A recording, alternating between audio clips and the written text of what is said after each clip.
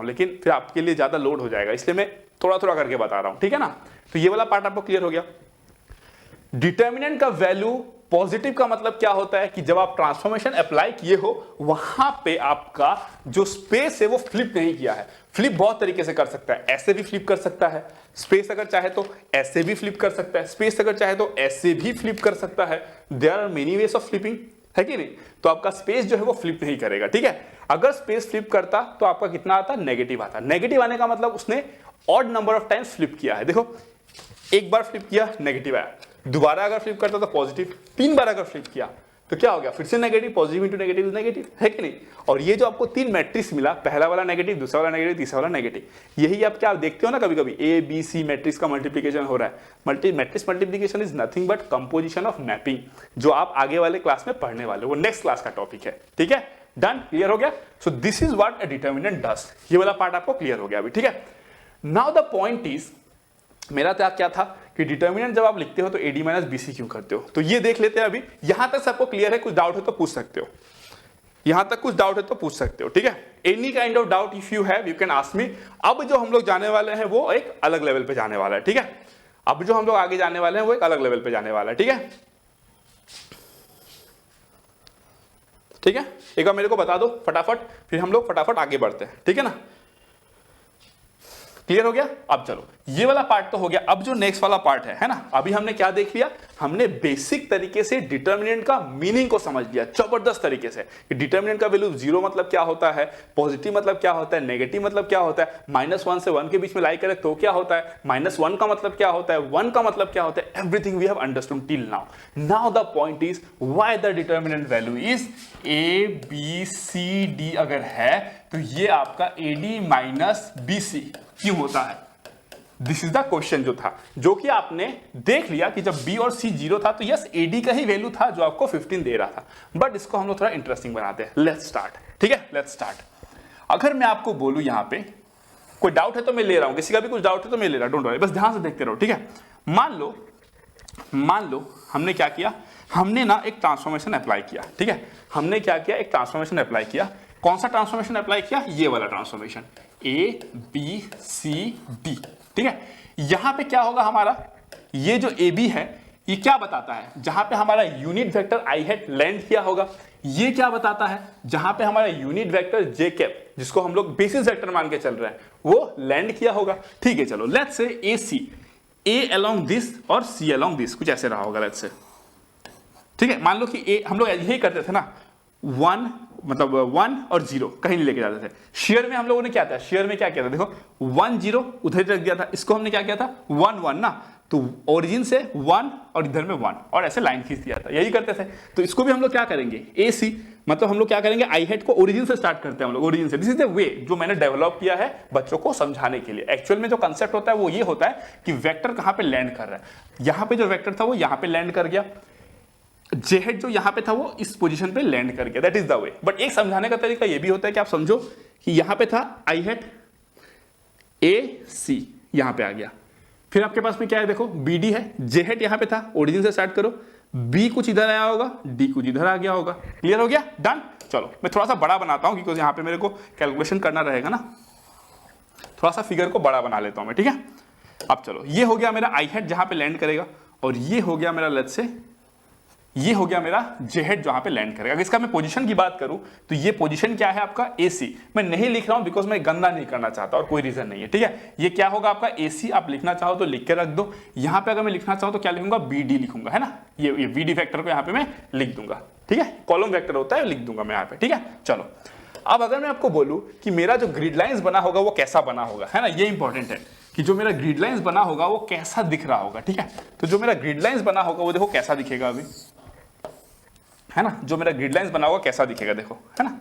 Grid lines जो बने होंगे मेरे, that will look like something like this, ठीक है। ये इधर आ गया, है ना, ये यहां पे है, तो मैं क्या करूंगा, देखो यहां पे एक वो कर दूंगा, ये यहां पे है ना, वेक्टर का तो एक प्रॉपर्टी ये होता है कि उसको उठा के मैं यहां पे रखूंगा तो I will get something like this, है ना, इस तरीके से। तो एक लाइन आपका इधर से भी जाएगा, और हमको पता है कि जो लाइंस बनेंगे वो क्या होंगे, आपके पैरेलल लाइंस होंगे, है ना। तो ये लाइन आपका इधर से जाएगा, कुछ इस तरीके से आपको दिख रहा है चीजें, है कि नहीं। अगर मैं इसको उठा के यहां पे लेकर आऊं, है ना, इसको मैं हटा देता हूं यहां से, ठीक है। देख रहे हो मैं बता रहा हूं ना, मैं देखो दो टाइप की चीजें होती है ना। या तो मैं आपको एकदम इजी चीजें पढ़ा दूं और आपको ये फील करा दूं कि भाई आपको सब आता है, मैं गॉड हूं एज ए टीचर, आप गॉड हो एज ए स्टूडेंट, आप लेजेंड हो। ऐसे कर सकते हो, जो कि बहुत लोग करते हैं। मेरा ये फंडा नहीं है। मेरा फंडा है कि डिफिकल्ट से डिफिकल्ट चीज हो, पढ़ाऊंगा उसको, और जब पढ़ा दूंगा तो उसको आसान भी बना दूंगा, ठीक है। मेरा ये फंडा रहता है। a+b होल स्क्वायर पढ़ा दे, बोला बेटा यही होता है मैथ्स में, आप सब सीख गए, आप भी बोले यस सब तो सब आता है मैथ्स, वो सब मैं नहीं करता। ये सब तुच्छ हरकतें मेरे से नहीं हो पाएगा, ठीक है। डिफिकल्ट है, इजी है, वेरी डिफिकल्ट है, सब पढ़ेंगे अपन, ठीक है ना, और सबको इजी बना के रहेंगे, ठीक है। अब ये वाला जो ग्रिड लाइन है वो कैसा बनेगा, देखो इस वेक्टर को मैं उठा के यहां लेके गया तो इधर कहीं पे आता वो, तो यहां से ऐसे ड्रॉ कर दिया मैंने, चलो समथिंग लाइक दिस, इस तरीके से बन रहा है, देख रहे हो ना, इस तरीके से बन रहा है। बिकॉज फिगर को एक्यूरेट बनना is very important, otherwise the derivation will get all messed up, ठीक है। हो गया ना, डन, ओके चलो, बढ़िया वे में आपका क्या हो गया, बन गया अभी, ठीक है। अब नेक्स्ट में क्या करने वाला हूं, देखो इसमें, है ना, नेक्स्ट में क्या करने वाला हूं, ठीक है। अगर मैं आपको बोलूं कि लेट्स से कि अगर मैं इस तरीके से अगर इसको मैं कनेक्ट करता हूं, ठीक है, थोड़ा सा रुक जाओ, एक बार मेरे को फिगर एक बार क्लियर कर लेने दो, ठीक है। अगर मैं इस तरीके से यहां पे वो करता हूं, ठीक है, hold on a second, let's say यहां पे कर दिया एक लाइन, ठीक है, एक लाइन मैंने यहां पे बना दिया, ठीक है, और एक लाइन मैंने लेट्स से इधर पे बना दिया। क्लियर हो गया, डन, यहां तक कोई भी दिक्कत नहीं है, ठीक है। अब ना मैं इसको ज्वाइन कर रहा हूं, देखते रहो, ठीक है। अब ना मैं इसको ज्वाइन कर रहा हूं, ठीक है, इसको मैंने ऐसे ज्वाइन किया, ये ऐसे है, ये ऐसे है, ठीक है। अब इसको मैंने ज्वाइन किया, ये ऐसे है, ये ऐसे है, ठीक है ना। और साथ ही साथ मुझे क्या मिल गया, देखो साथ ही साथ मुझे क्या मिल गया, आप अगर ध्यान से देखोगे तो मुझे ना 4 ट्राइंगल भी मिल रहा है यहाँ पे, ठीक है। इस वाले पोर्शन को देखना आप, है ना, इस वाले पोर्शन को देखना आप, ये एक ट्राइंगल भी मिला मुझे, ठीक है, ये एक ट्राइंगल मिला मुझे, यहाँ पर ये एक ट्राइंगल मिला मुझे, ठीक है, यहाँ पर ये एक ट्राइंगल मिला मुझे। अब देख रहे हो एक 2x2 डिटर्मिनेंट समझाने में कितना कंसेप्ट, इसलिए तो कोई बात नहीं करता ये सब चीज पे। फिगर देख रहे हो क्या बन गया है, देख रहे हो, तो कौन रिस्क लेगा ये सब पढ़ाने का, बताओ कौन रिस्क लेगा, ठीक है ना। और नेक्स्ट हमको एक ट्राइंगल ये मिल गया, ठीक है, तो देख रहे हो, और एक ट्राइंगल हमको ये भी मिला, ये भी मिल गया, देख रहे हो। अगर मैं आपको बोलूं, है ना, अगर मैं आपको बोला, अब हो गया हमारा काम, ठीक है। अगर मैं आपको बोलूं कि लेट्स से ये आपने कहां पे स्ट्रेच किया था, ए, और इसको कहां पे स्ट्रेच किया था, सी पे किया था, ठीक है। तो ये जो लेंथ है, दैट लेंथ इज ए, ये जो लेंथ है दैट लेंथ इज व्हाट, हम लोग देखेंगे, बट ये लेंथ तो आपको पता है कि ये सी है, this length is how much, C. Clear हो गया, डन, कोई दिक्कत नहीं है ना। अब देखो ये अगर लेंथ सी है, ये अगर लेंथ सी है, तो ये लेंथ जो है वो भी सी है। आप बोलोगे सर ये कैसे हो गया, देखो अगर मैं ये वाला वेक्टर लेता हूं, लेट्स से ये वाला जो वेक्टर देख रहे हो ना आप, ये एरो दे के रखो, यहाँ पे इंपॉर्टेंट है एरो, ये एरो दे के रखो, इंपॉर्टेंट है, ठीक है। अगर मैं आपको बोलूं कि आप अगर ये वाला वेक्टर लेते हो, ठीक है, अगर ये वाला वेक्टर अगर आप लेते हो तो इसका जो प्रोजेक्शन है अलोंग दिस, अगर वो सी मानते हो आप, तो ये वेक्टर तो यहां पे भी जा रहा है, तो जब इसका प्रोजेक्शन यहां पे लोगे तो ये लेंथ भी तो सी होना चाहिए, due to the symmetry of the structure, है ना। तो ये क्या हो गया, सी हो गया। तो उसी तरीके से ये आपको पता था ये कितना था, देखो this length, what is this length, आपने लिया था ना बी डी, तो ये जो है मेरा that is equals to B. अगर ये बी है ना, अगर ये बी है तो ये कितना है आपका, that is equals to how much, D मानते हो इसको, ये क्या हो गया आपका, डी हो गया। ओके चलो, अगर ये डी हो गया तो सेम कंसेप्ट हम लोग लगाएंगे, देखो आपका अगर इसका प्रोजेक्शन आप यहाँ पे डी मानते हो, तो ये सेम वेक्टर को आप यहाँ पे लेके गए तो इसका प्रोजेक्शन यहाँ पे भी ये भी डी होना चाहिए, और सिमिलर लॉजिक के साथ में ये भी क्या होना चाहिए, बी होना चाहिए। क्लियर हो गया। और अगर आप इसको बी मान लिए तो next thing what is there, ये कितना हो जाएगा आपका, ए हो जाएगा भाई, ये कितना हो गया आपका, ए हो गया, ठीक है। अब मैं क्या करता हूं, इसको मार्क करता हूं, let it be my A, let it be my B, this point B, let it be my C, है ना, let it be my C this point, and let it be my D. 4 point आपने देख लिया, ए B C D आपने चारों point देख लिया। अब हमारे यहाँ पे खेल, अब यहाँ पे हमारा खूनी खेल स्टार्ट हो जाएगा, ठीक है। अब बस देखते रहो आप, अब देखो क्या क्या होता है यहाँ पे, ठीक है। अगर मैं आपको बोलूं कि ये जो क्वाड्रिलेटरल है उसका एरिया क्या है ना, area of quadrilateral, area of quadrilateral area of quadrilateral क्या है देखो, ए बी सी डी है ना, ए बी सी डी, इसका जो एरिया है वो कितना है, देखो इसका जो एरिया है वो कितना आएगा। ठीक है, मैं ये बोल सकता हूं कि देखो a plus B into C plus D, क्योंकि परफेक्ट एक स्क्वायर शेप में बना है, स्क्वायर नहीं मानते रेक्टेंगल मानते हैं, ये परफेक्ट क्या है आपका एक रेक्टेंगल बना है, तो भाई इसका एरिया कैसे निकालोगे, this length into this length, वो लेंथ क्या है आपका a plus B into C plus D, है ना, स्क्वायर हो सकता है, वी डोंट नो, बट हम लोग तो सिमेट्री नहीं मान रहे ना इसको, ए बी और ये सी डी हो गया, तो मैं बोल सकता हूं कि इसका जो एरिया होगा that will be equals to a plus B into C plus D. अब ये डाउट मत पूछना ना कि सर ये कैसे हो गया, मतलब ये क्लास, मतलब मेरा कजिन एक है, मतलब वो भी क्लास शायद कौन सा 6-7 में पढ़ता है, वो भी बता देगा शायद, हाँ ये कैसे हो गया, ये मत पूछना, ठीक है। लेकिन ये तो आपका किसका एरिया है, ये तो पूरा एरिया है। आपने क्या किया था, आपने ट्रांसफॉर्मेशन अप्लाई किया, जिसके बाद आपको ये बर्फी वाला स्ट्रक्चर मिला, इस ट्रांसफॉर्मेशन ने आपको ये बर्फी वाला स्ट्रक्चर दिया, और ये बर्फी वाला स्ट्रक्चर आपको क्यों मिला आपको पता है, बिकॉज आप जो ट्रांसफॉर्मेशन किए हो उसमें आपने स्केलिंग को इफेक्ट में लाया है, इसीलिए देखो खतरनाक सा स्ट्रक्चर बना है। इसीलिए मैं आपको जो भी समझाया उसमें मैंने स्केलिंग नहीं किया था, क्यों, क्योंकि आपके लिए समझना मुश्किल होगा। पहले मैंने आपको 6-7 पॉइंट पढ़ाया ताकि वो आपको जबरदस्त तरीके से समझ में आ जाए, सो दैट आप ये सोचने के लिए एलिजिबल बनो। तो इतना जो मैंने आपको पॉइंट्स कराया वो ये बस आपको यहां तक लाने के लिए, एलिजिबल बनाने के लिए, ठीक है। तो एरिया जो है ये क्या बन गया आपका, देखो क्वाड्रिलेटरल का एरिया बना, ठीक है। मुझे क्या चाहिए, क्वाड्रिलेटरल का एरिया चाहिए, नहीं चाहिए, मुझे तो इस बर्फी का एरिया चाहिए ना, वही तो डिटर्मिनेंट होता है। पहले क्या था, 1 into 1 था, है ना, 1 into 1 था, मैंने ट्रांसफॉर्मेशन लगाया, ये बर्फी बन गया। इस बर्फी का एरिया क्या होगा, ये जो बर्फी है इस बर्फी का एरिया क्या होगा, ठीक है। एरिया ऑफ द क्वाड्रिलेटरल से अगर मैं इसका और इसका एरिया को माइनस कर दूं, तो ये जो स्क्वायर और जो स्क्वायर दिख रहा है उसको अगर मैं माइनस कर दूं तो कितना हो जाएगा, देखो BC minus BC, okay.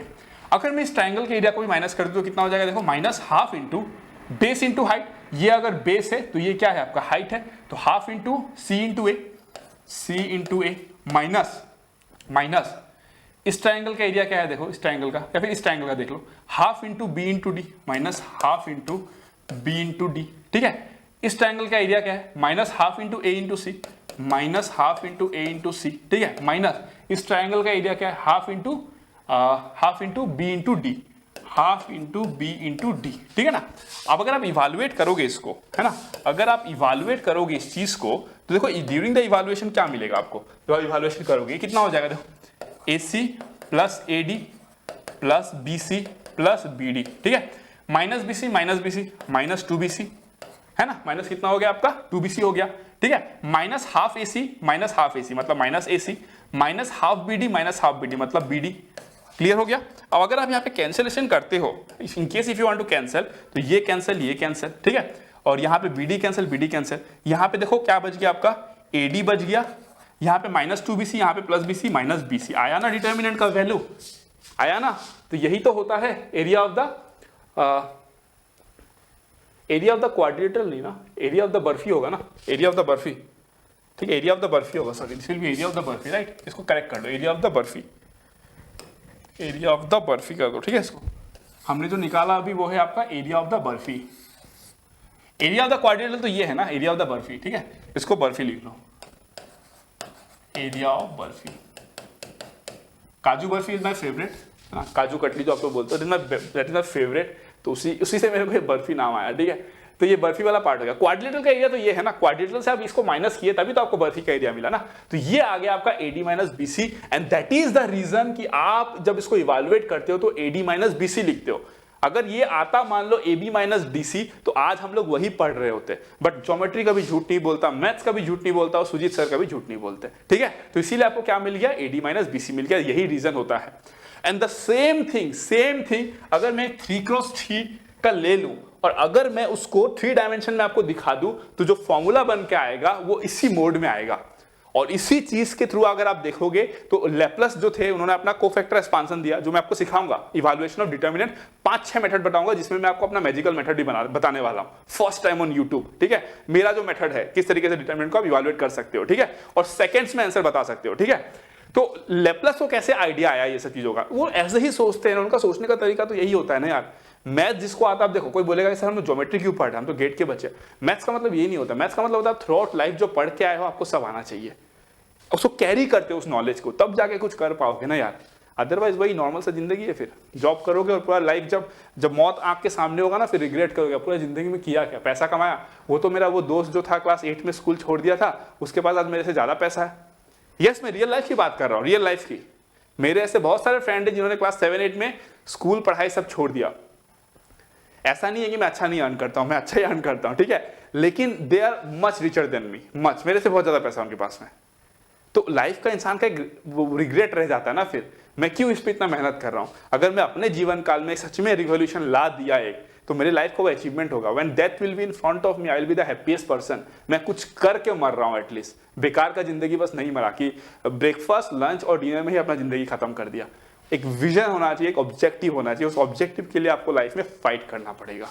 Clear हो गया? So this is the reason why we have calculated the determinant value like this, and the same thing is applicable to a 3 dimension. अगर किसी को ट्राई करना है ना, तो आप क्या करो पता है, let's say if you want to try, what you do is आप एक 3 डायमेंशन प्लेन बना लो, ठीक है। यहां पे मान लो आपके पास में एक क्यूब था, यूनिट क्यूब था, ठीक है।